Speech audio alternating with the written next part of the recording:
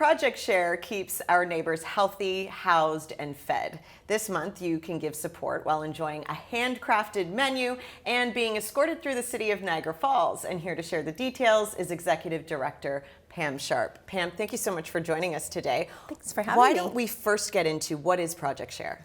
Absolutely. So Project Share provides emergency support services to residents of Niagara Falls who are struggling to meet their basic needs.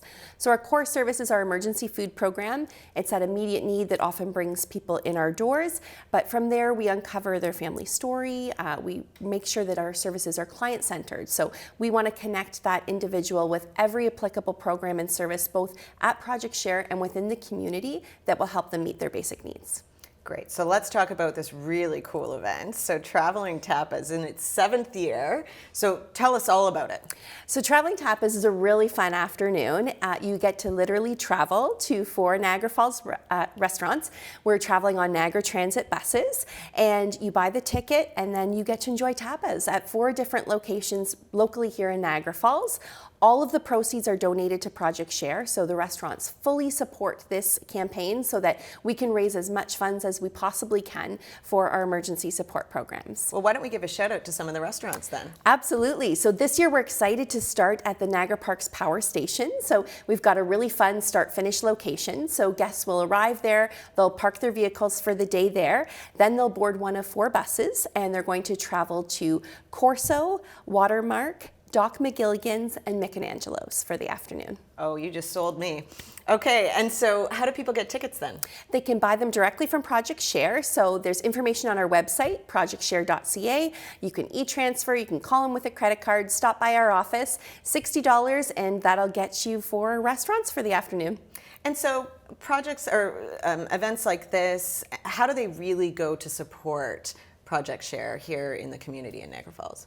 We have to raise $1.3 million locally to support 1 in every 7 residents here in Niagara Falls. That's how many people are relying on us right now. So it's a really big number. We need a lot of community support to meet that goal. So Traveling Tapas is one of those ways that we fundraise, but there are lots of other campaigns that are happening as well, and we do need the support year round. So a lot of times people think about Project Share and food banks around the holidays, but we like to remind people that hunger doesn't take a holiday. So we're seeing 120 families through our doors every single day year round, and we need that support year round to make sure that we can meet the need. Okay, now why don't you also just tell us a little bit more about the change from the appointment-based system for accessing the emergency food room and how it's changed now? Absolutely. So we've been in our current space for over 20 years. The need has changed drastically in the past 20 years. So we were really starting to become over capacity in our physical building. Wait times were becoming very long for clients. There were times where people actually had to wait outside, which is not overly dignified and not how we want to serve our community. So we look to what other food banks in other communities are doing. We're a member of Feed Ontario, so we can learn from other food banks that are part of that membership. And some of our fellow food banks were using appointments to help control their capacity in and out of the building throughout the day.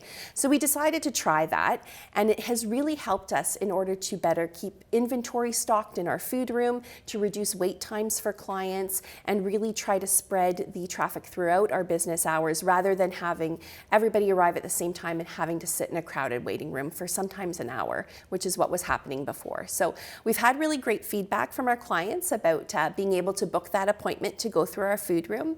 We do still offer walk-in service. So if you don't have an appointment and you find yourself in an emergency, we're not going to turn you away. It just means we're going to pre-pack those food items for you. So if you don't have an appointment, you're not going through our food room on your own, but you're still getting the help you need. What a wonderful organization and service for the community. And how do people go about booking those appointments then? So they can book them in person when they're coming to Project Share.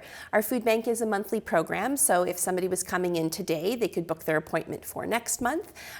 They can call us, they can email us, they can walk in and make an appointment. So we're working on the process still. We're looking at potentially getting into text reminders and text options down the road, but for now, those are the ways that they can book for us.